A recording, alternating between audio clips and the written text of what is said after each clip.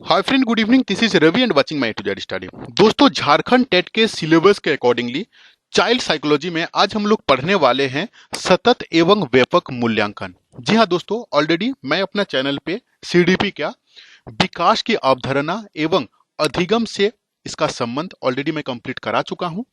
बाल विकास के सिद्धांत एवं अवस्थाएं हम लोग कंप्लीट कर चुके हैं। बाल केंद्रित शिक्षा हम लोग कर चुके हैं। सृजनात्मकता हम लोग कर चुके हैं। व्यक्तित्व भिन्नता यानी कि इंडिविजुअल डिफरेंसेस हम लोग कर चुके हैं। आज हम लोग पढ़ेंगे सतत एवं व्यापक मूल्यांकन यानी कि सीसीई। बिल्कुल स्किप मत करना। पूरा का पूरा कॉन्सेप्ट आपका दिल दिमाग दोनों में बैठा दूंगा कि इस वीडियो देखने के बाद इस चैप्टर के लिए आपको ना किताब ना कोई चैनल आपको फॉलो करना पड़ेगा। बस रिक्वेस्ट है कि 15 मिनट का सेशन रहेगा, 15 मिनट बिल्कुल स्किप मत करना, ठीक है। चलो आगे बढ़ते हैं। हम लोग धीरे धीरे सारा चीज हम लोग कवर करेंगे। बिल्कुल पेशेंस रखिए। जेटेट होने वाला है। प्रॉब्लम यह है कि more than 8 lakh students exam देने वाला है। अगर आप 2013 और 2016 का सिलेबस देख के यानी कि क्वेश्चंस देख के अगर आप खुश हो रहे हैं तो आप गलतफहमी में हैं। कोई भी एग्जाम का नंबर ऑफ स्टूडेंट्स जहां पे बढ़ता है, क्वेश्चंस का लेवल टफ होते रहता है, ठीक है। चलो अभी हम लोग स्टार्ट करते हैं क्लास को। देखो, सतत एवं व्यापक मूल्यांकन। सबसे पहले डिस्कस करते हैं मूल्यांकन का मतलब क्या होता है। मूल्यांकन क्या होता है? एक स्टूडेंट पूरा साल में क्या सीखा उसका मापन करते हैं हम लोग मूल्यांकन के द्वारा, ठीक है ना। तो अभी इसमें सतत क्या है, व्यापक क्या है, सारे चीज को हम लोग डिस्कस करेंगे। बिल्कुल स्किप मत करना, ठीक है। इसको हम लोग सीसीई भी बोलते हैं यानी कि कंटिन्यूअस। देखो, कंटिन्यूअस से पता चल रहा है कि कंटिन्यू यानी कि जो सतत कंटिन्यू जो चल रहा है। और व्यापक का मतलब क्या होता है? कंप्रीहेंसिव इवोल्यूशन, ठीक है। इवोल्यूशन का मतलब हो गया मूल्यांकन यानी कि कंटिन्यूअस एंड कंप्रीहेंसिव इवोल्यूशन। देखो यहाँ पे मैं एक डायग्राम से थोड़ा समझाना चाहता हूं आपको। सीसी का कंटिन्यूअस का मतलब क्या होता है, सतत मूल्यांकन का क्या मतलब होता है, और यहाँ पे व्यापक मूल्यांकन का क्या मतलब होता है। पहले हम लोग समझते हैं सतत यानी कि कंटिन्यूअसली। देखो, एक बच्चा जिस दिन स्कूल आया और जिस दिन उसका एंड ऑफ द डे होगा स्कूल में, कंटिन्यू उसका मूल्यांकन होते रहेगा, उसका इवोल्यूशन होते रहेगा। यानी कि उसका जो इवोल्यूशन, उसका जो मूल्यांकन, वो क्या सीखा डे बाय डे, नहीं तो वीक बाय वीक, यानी कि ये कंटिन्यूअस प्रोसेस में रहेगा। उसको हम लोग बोल रहे हैं सतत। और व्यापक का क्या मतलब है? व्यापक का मतलब होता है कि स्कूल का यानी कि किताब कॉपी में बच्चा क्या सीखा, उसके साथ साथ उसका सह स्कूली यानी कि उसका एक्टिविटी में, यानी कि संगीत में, कोई भी करिकुलम एक्टिविटी में, डांस में, स्पोर्ट्स में, हर एक जगह में उसका सर्वांगीण विकास हुआ कि नहीं, उसका चारों तरफ में का वो बच्चा पढ़ाई के साथ साथ एक्स्ट्रा करिकुलम एक्टिविटी में कितना पार्टिसिपेट किया, कितना उसका विकास हुआ, उसको हम लोग बोलते हैं व्यापक मूल्यांकन। आशा करता हूं कि सतत और व्यापक के बारे में आप समझ गए होंगे। मैं फिर से बता देता हूं। सतत का मतलब होता है कंटिन्यूअसली। एक बच्चा, हो सकता है कि मैं क्लास में अगर आप पढ़ा रहा हूं, ड्यूरिंग द स्टडी, क्लास लेते समय बच्चा से मैं टेस्ट ले लूं कि बच्चा कितना सीखा। नहीं तो एक सप्ताह में एक बार, तो वो जो एक बार एक सप्ताह में होगा वो लेकिन कंटिन्यू होते रहेगा पूरा साल भर। डेली टेस्ट होते रहेगा तो डेली होते रहेगा, मतलब कंटिन्यूअसली टेस्ट होते रहेगा। बच्चा को ये समझ में आए कि टेस्ट जो है यानी कि मूल्यांकन जो है, मापन जो है, वो मेरा एक पार्ट ऑफ स्टडी है, ठीक है ना। उसको हेडेक ना लगे, ठीक है। तो सतत का मतलब होता है कंटिन्यूअसली, और व्यापक का मतलब हो रहा है कि किताब कॉपी के साथ साथ बच्चा का सर्वांगीण विकास का, यानी कि उसका स्पोर्ट्स से लेके, संगीत से लेके, डांस से लेके, खेलकूद से लेके, बाकी एरिया ऑफ स्टडी में, ओनली किताब कॉपी को छोड़ के उसका बाकी एरिया में भी कितना डेवलपमेंट हुआ, उसके बारे में मापन करने को हम लोग बोलते हैं व्यापक मूल्यांकन, ठीक है। आशा करता हूं कि कंटिन्यूअस, सतत और व्यापक के बारे में समझ गए। देखो, एक बार कॉन्सेप्ट क्लियर हो जाएगा ना दोस्तों, कि दुनिया का कोई भी कोने से आपको क्वेश्चन हम दे देंगे, एमसीक्यू दे देंगे, आप उसको आराम से निकाल लोगे। बट आपका कॉन्सेप्ट क्लियर होना जरूरी है, ठीक है। देखो अभी थोड़ा सा इसके बारे में डिस्कस करते हैं। सतत और व्यापक मूल्यांकन के लक्ष्य क्या है, ठीक है। सीसीई के मुख्य उद्देश्य बच्चों की विद्यालय में उपस्थिति के दौरान उसके हर पहलू का मूल्यांकन करना। यानी कि एक बच्चा जब विद्यालय में रहता है, यानी कि वो हो सकता है कि जिस समय वो पढ़ाई कर रहा है, जिस समय वो खेल रहा है, जिस समय वो गाना गा रहा है, जिस समय वो ड्राइंग कर रहा है, हर एक पहलू को, हर एक मोमेंट में उसका जजमेंट लेना, उसका टेस्ट लेना, उसका मूल्यांकन करना कि कितना सीख रहा है। वो होता है उसका सीसीई का लक्ष्य। ठीक है। सीसी का उद्देश्य बच्चों के तनाव को कम करना। देखो, कभी कभी अगर क्या होता है ना कि अगर कंटिन्यूअसली आप टेस्ट नहीं लोगे, मूल्यांकन नहीं करोगे, साल में एक बार मूल्यांकन करोगे, तो बच्चा डर जाता है। और इस टीचर को ये नहीं पता चलता है कि बच्चा कौन सा सब्जेक्ट्स में कमी है, उसके अंदर में कौन सा सब्जेक्ट नहीं सीख पाया है, क्यों नहीं सीख पाया है। हो सकता है कि जो आप पढ़ा रहे हो, जो शिक्षण विधि अप्लाई कर रहे हो, शिक्षण विधि में कोई कमी है। जो आप टीचिंग लर्निंग मटेरियल्स यूज कर रहे हो, जो मटेरियल्स यूज कर रहे हो आप स्टडी के लिए, हो सकता है कि वो टीएलएम में भी कुछ प्रॉब्लम है। तो उस चीज का जजमेंट करने के लिए, उस चीज को आपको जानने के लिए आपको मूल्यांकन करना जरूरी है। ठीक है। इसीलिए बच्चा का तनाव कम होता है। बच्चा का तनाव कम होगा अगर सपोज दैट एक मैथ क्लास हो रहा है और एक क्लास में 50 स्टूडेंट है, तो 50 स्टूडेंट्स में अगर आप डेली बेसिस में कंटिन्यूअसली अगर आप टेस्ट लेते रहोगे, तो 50 बच्चा में कितना बच्चा मैथ में इंटरेस्टेड है, कितना बच्चा नहीं है, कितना बच्चा कर पा रहा है, कितना बच्चा नहीं कर पा रहा है, इसको आपका नॉलेज आ जाएगा। अब जो बच्चा नहीं कर पा रहा है वो क्यों नहीं कर पा रहा है, उसके ऊपर आपको काम करना पड़ेगा। ठीक है। इसीलिए क्या होता है कि बच्चा का तनाव कम हो जाएगा। अगर अगर आप जो मैथ नहीं कर पा रहा है, वो उसको आप पता चल गया कि ये बच्चा मैथ नहीं कर पा रहा है, फिर वो क्यों नहीं कर पा रहा है। हो सकता है कि आपका जो शिक्षण विधि है वो गलत हो, आप जो टीचिंग लर्निंग मटेरियल यूज कर रहे हो वो गलत हो, तो आप उसके ऊपर में सुधार करोगे, तो बच्चा क्या होगा, मैथ में सही हो जाएगा, स्ट्रांग हो जाएगा, यानी कि एग्जाम के समय पे वो तनाव में नहीं रहेगा। ठीक है। तो सीसी का उद्देश्य बच्चों के तनाव को कम करना। ठीक है। मूल्यांकन को व्यापक और नियमित बनाना। जो मूल्यांकन है ना, मूल्यांकन को क्या करना है, उसको नियमित मतलब एक सिस्टमेटिक वे में उसको व्यापक बनाना है। ठीक है। रचनात्मक शिक्षण के लिए, रचनात्मक शिक्षण क्या होता है, कोई भी क्रिएटिविटी, बच्चा के अंदर में जो क्रिएटिविटी क्वालिटी रहता है, गुण रहता है, कि रचनात्मक शिक्षण के लिए शिक्षक को स्थान प्रदान करना। मतलब जो टीचर रहेंगे ना, उनको अपॉर्चुनिटी देना चाहिए बच्चे को कि कुछ क्रिएटिविटी कर पाए।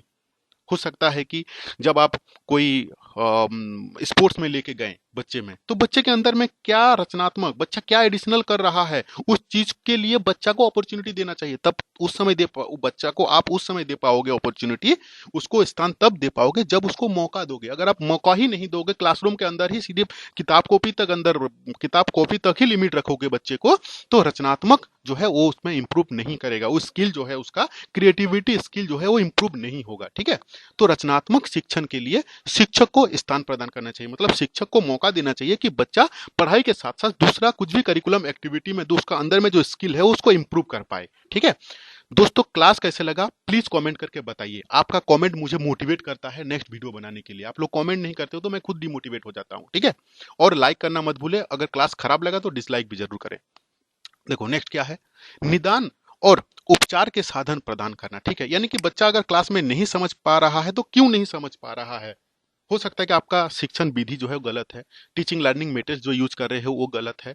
ठीक है ना। हो सकता है कि एनवायरनमेंट जो है वो सही नहीं है, वहां का वातावरण सही नहीं है, तो जो उपचार है उसके ऊपर में भी काम करता है। ठीक है। बृहद कौशल वाले शिक्षार्थियों का निर्माण करना। तो सीसी क्या करता है, एक बृहद बहुत मतलब स्किल वाला स्टूडेंट्स को क्रिएट करता है। ठीक है। देखो, सतत और व्यापक मूल्यांकन की के विधि का उद्देश्य क्या है। ठीक है। अभी हम लोग क्या क्या देखें यहाँ पे, लक्ष्य, इसका क्या लक्ष्य है, अभी उसका क्या उद्देश्य है। तो देखो देखो, लक्ष्य और उद्देश्य में क्या अंतर है। लक्ष्य क्या होता है ना, हम सोच रहे हैं कि चलो मानव जो जात है उसको हम लोग डेवलप करेंगे, उसको सही करेंगे, ये मेरा लक्ष्य हुआ। अब उद्देश्य क्या है कि उसके पीछे सुधार करने के लिए क्या क्या किया जा सकता है। ठीक है। तो उद्देश्य के बारे में हम लोग पढ़ेंगे। शिक्षण और अधिगम की प्रक्रिया को एक शिक्षार्थी केंद्र गतिविधि बनाना। तो सीसीई कैसे सक्सेस हो सकता है, उसका उद्देश्य क्या है, इसको शिक्षार्थी केंद्र यानी कि चाइल्ड सेंटर्ड एडुकेशन पे लाना। देखो, चाइल्ड सेंटर्ड एडुकेशन क्या होता है, मैं बहुत बार क्लास में समझा चुका हूं इसको। चाइल्ड सेंटर्ड एडुकेशन क्या है, पहले चलता था टीचर सेंटर्ड एडुकेशन, मतलब टीचर आया क्लासरूम पे, किताब लेके स्टूडेंट्स को लिया कि दो लो पढ़ो। टीचर अपना हिसाब से बैठा हुआ है चेयर में, कुर्सी में, उसका कोई एक्टिविटी नहीं है, कोई रोल नहीं है, कोई टॉपिक दे दिया कि पढ़ो।